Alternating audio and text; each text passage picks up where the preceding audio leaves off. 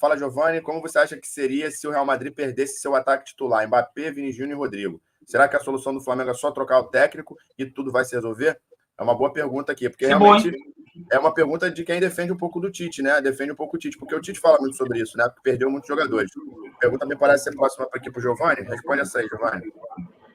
Então, a gente vem sempre falando, né, que o mau desempenho na temporada não é só por causa do treinador, né? Tem as lesões, tem a responsabilidade da direção, responsabilidade dos jogadores também. E agora, respondendo o Diego, nesse exemplo que ele deu, né, nessa suposição, a perda do Real Madrid ia ser irreparável, porque são 3 dos melhores atacantes do mundo. Para mim, o Mbappé é o melhor jogador de futebol do mundo, não merece ser o Bola de Ouro. Bola de Ouro tem que ser o Vinícius Júnior pela temporada. Mas o melhor jogador hoje do futebol mundial, para mim, é o Mbappé.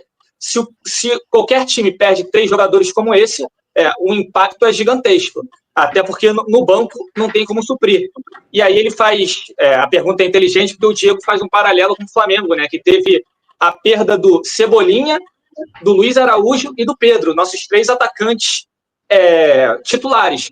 O Luiz Araújo, não digo que ele é titular absoluto, porque muitas das vezes o Gerson jogava ali, mas o Gerson também era escalado de armador e o Luiz Araújo como se fosse um 12º jogador do time, com bastante destaque na temporada. Então, sem dúvida, isso causa uma perda de rendimento muito grande no Flamengo. Mas o Flamengo tem que tentar, por ele mesmo, conseguir resolver esse problema, né? Que agora é focar na Libertadores e na Copa do Brasil para tentar vencer os 2, ou no mínimo um dos 2 campeonatos.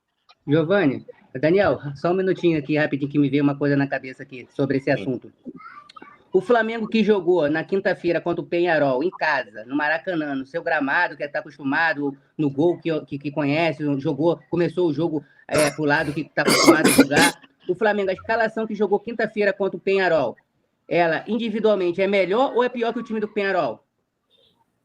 Eu não conheço com tanta profundidade o Peñarol, mas sem dúvida o Flamengo ele tem se não for o melhor, um dos melhores elencos da América do Sul. Então era para o Flamengo ter vencido essa partida. Não serve de desculpa as lesões pelo elenco vasto que o Flamengo tem, mas também a gente não pode desconsiderar essas lesões, entendeu? Que são jogadores. Não foi, por exemplo, o Carlinhos que não foi o Carlinhos que se machucou, né? Foram jogadores que essenciais, eu entendo isso tudo. Essenciais. Mas você entende que você mesmo, eu nem precisei falar, mas você mesmo, por eu só te sugerir, você já viu um contraponto dentro da sua própria opinião? Porque o que acontece, cara? A gente acabou antes de perder para o Peñarol em casa, a gente tinha acabado de empatar com o Vasco dentro de casa também, com um time também muito melhor que o do Vasco. Vocês viram o jogo do Vasco e Palmeiras? Eu vi. O Palmeiras, sem o seu melhor jogador, não jogou nada e mesmo assim ganhou do Vasco. Com facilidade.